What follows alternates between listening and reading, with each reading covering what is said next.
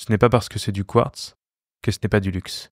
Ça, c'est une phrase que Frédéric Constant pourrait tout à fait avoir comme slogan, puisque ça prend vraiment tout son sens avec cette nouvelle classique Moneta Moonphase dont je vous parle dans cette vidéo. Car oui, on est entre nous là, entre vous et moi là, on est tranquillement installés, soyons honnêtes.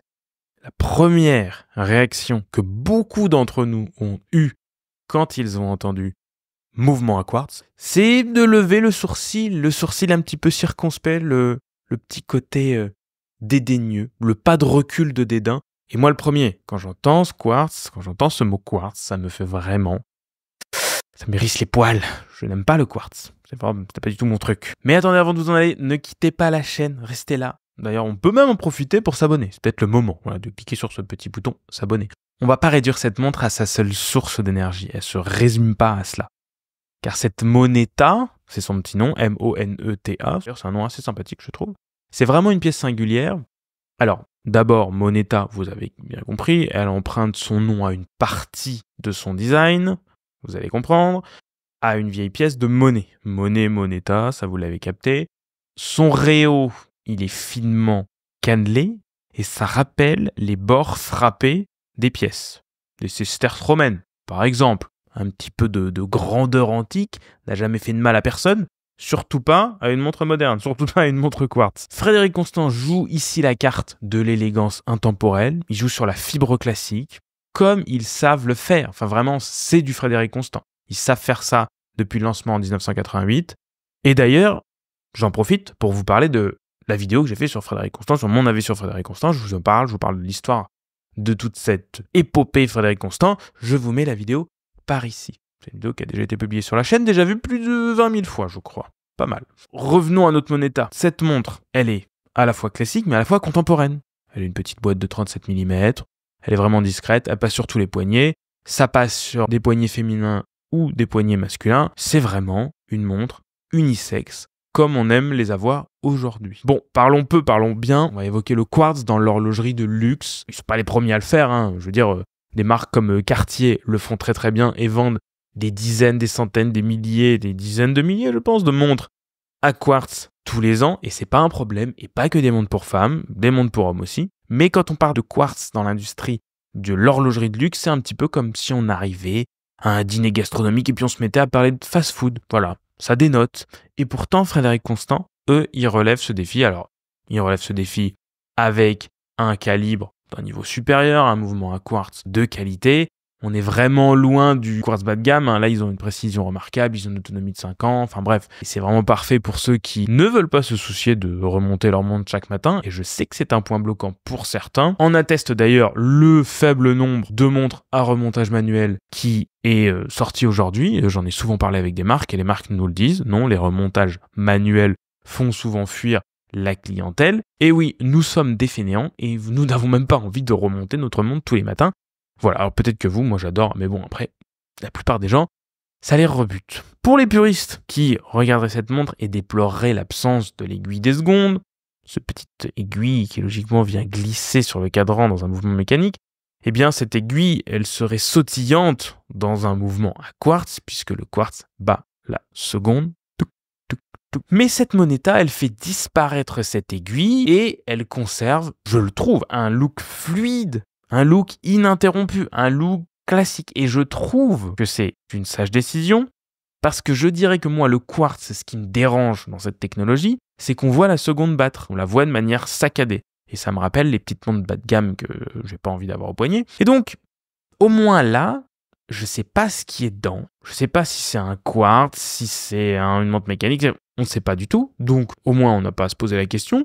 L'heure défile tranquillement, sans problème. C'est complètement le cas dans une Cartier Tank. On ne sait pas trop si c'est un quartz ou non. Et là, au moins, on n'a pas à se poser la question. Et donc, je trouve que c'est plutôt salutaire d'avoir enlevé cette petite seconde. Je pourrais porter cette montre sans avoir cette seconde qui trotte et qui m'énerve. Oh là là, qu'est-ce que je déteste la seconde sur une quartz qui...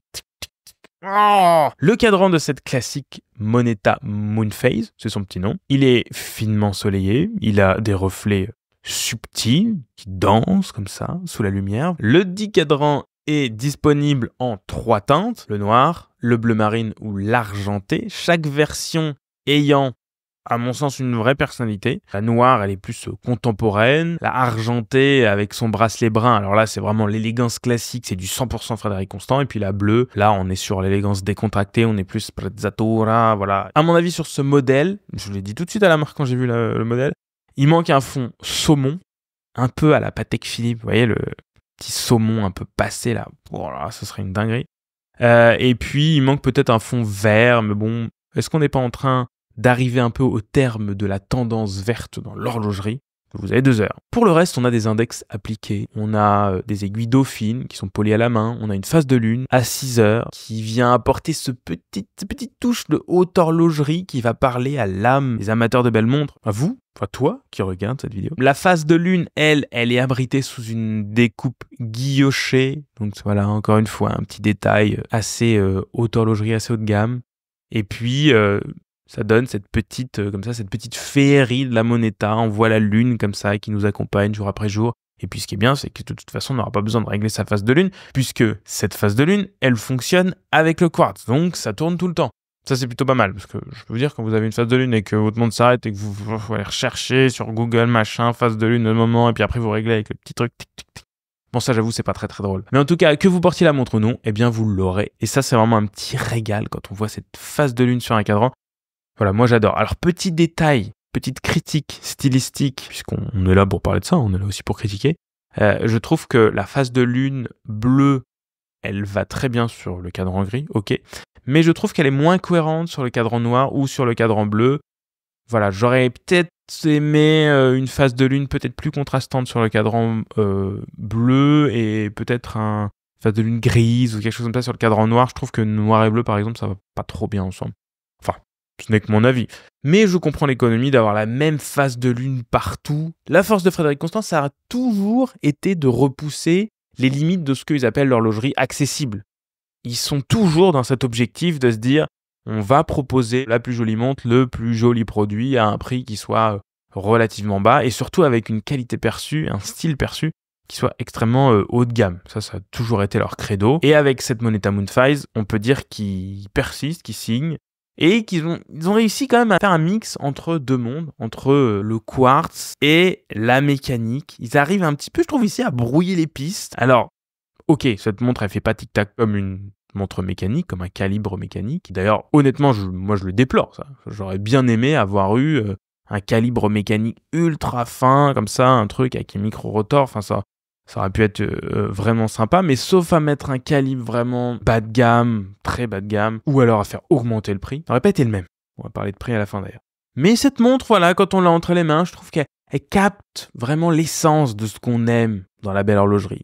C'est une esthétique épurée, on a des soucis du détail, on a vraiment cette intemporalité qui vient comme ça la rendre unique. Et ça, j'aime beaucoup. On pourrait la comparer à d'autres montres un peu dans le même style. On pourrait la comparer à une Jaeger-LeCoultre, à une Master Ultra Thin Moon qui, voilà, en apparence ressemble à cette montre, mais qui, quand vous passez à la caisse, n'y ressemble pas du tout parce qu'on parle d'une montre qui est quand même à plusieurs fois le prix de la Moneta, donc ça, il n'y a même pas de discussion, on parle pas du tout de la même chose. Mais la marque arrive comme ça ici à jouer sur les apparences, avec une montre qui arrive à brouiller les pistes, comme je vous disais, à faire tomber les barrières entre de l'horlogerie de luxe et puis une approche un petit peu plus pragmatique de l'horlogerie. Et puis au final, vous n'aurez pas braqué la banque si vous voulez avoir cette montre au poignet, puisque parlons prix, parlons argent sonnant et trébuchant, on est à 1095 € sur cette montre, avec une belle allure, une montre chic, une montre élégante, une montre fine avec de jolies couleurs. Et franchement, c'est difficile de faire mieux à ce prix-là. Je veux dire, regardez un petit peu le paysage horloger autour de vous. Aujourd'hui, à part dans le vintage, vous allez avoir du mal à trouver une montre fine, élégante, chic comme ça, avec un style qui soit quand même relativement plutôt joli, quoi, à 1000 €. Enfin voilà, cette Moneta est une vraie belle alternative. Et voilà, pour environ 1000 €, parce que bon, on peut la trouver en boutique ou sur certains sites un tout petit peu moins de 1000 €, mais pour environ 1000 €, on peut avoir une montre très élégante. Et franchement, pour l'avoir eu au poignet, pour l'avoir montré autour de moi, pour l'avoir fait tester à certains amis, etc., je peux vous dire que quand vous l'avez au poignet, vu de loin, absolument personne ne reconnaît que c'est un quartz. Il y a une valeur perçue qui est énorme. On a l'impression de porter une montre vraiment de luxe. Et tout va bien sur cette montre. Tous les détails sont bien faits. Alors après, on peut discuter la boucle Ardillon ou non, on peut discuter le bracelet, mais bon, ça change. Mais je peux vous dire que cette montre, elle a vraiment, vraiment une bonne tête. Dites-moi ce que vous en avez pensé dans les commentaires. Est-ce que vous porteriez une montre quartz, vous? Est-ce que vous en portez? Est-ce que vous en avez dans votre collection? Et sinon, est-ce que vous pourriez porter cette montre? Ça m'intéresse. N'hésitez pas aussi à vous abonner. Et puis, d'ici la prochaine vidéo, prenez soin de vous.